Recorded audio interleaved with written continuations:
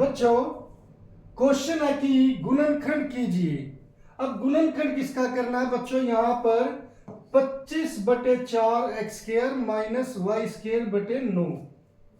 सबसे पहले बच्चों इस क्वेश्चन को आप यहां पर उतार लो। 25/4 x square minus y square बटे 9। हम यहां पर इस क्वेश्चन को उतार लेंगे। अब बच्चों हमारा फोकस क्या रहेगा? जैसे ये एक्स स्क्वायर है, ये वाई स्क्वायर है, इस एक्स स्क्वायर के साथ जो ये हमारा ये नंबर है, गुणांक है जो इसका, यानी कि जो 25/4 है, हमें देखना है बच्चों ये किसका स्क्वायर है।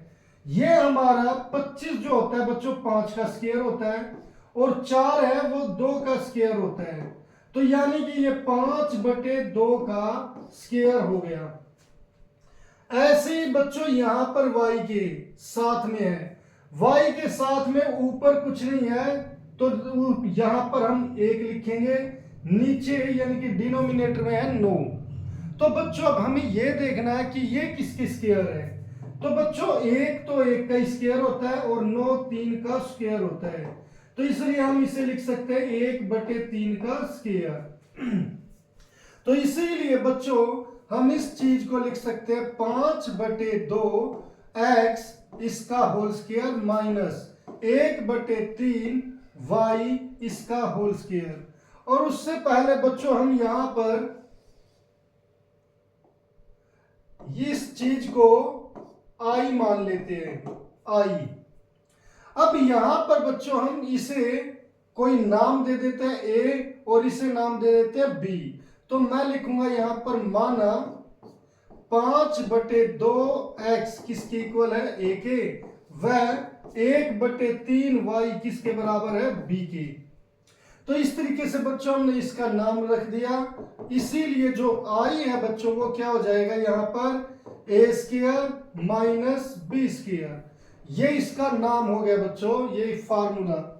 अब हमें इस फार्मूले का पता है ये बच्चों A square minus B square, ये क्या होता है? A plus B multiply by A minus B, ये होता है। अब बच्चों यहां पर इसीलिए जो आई है उसे हम क्या लिख सकते हैं बच्चों? यहां पर आई ए की जगह क्या है? 5/2 एक्स इसका होल स्क्वायर, और बी की जगह क्या है? 1/3 वाई इसका स्क्वायर। तो जब यहां पर अब हम a की वैल्यू रखेंगे तो 5/2 एक्स प्लस 1/3 वाई, a की जगह फिर 5/2 एक्स माइनस 1/3 वाई। तो बच्चों यहां पर ये जो हमारी इक्वेशन वो बहुपद था, हमने उसे इस तरीके से दो संख्याओं के गुणा के रूप में लिख दिया। तो इस चीज को हम कहते हैं गुणनखंड।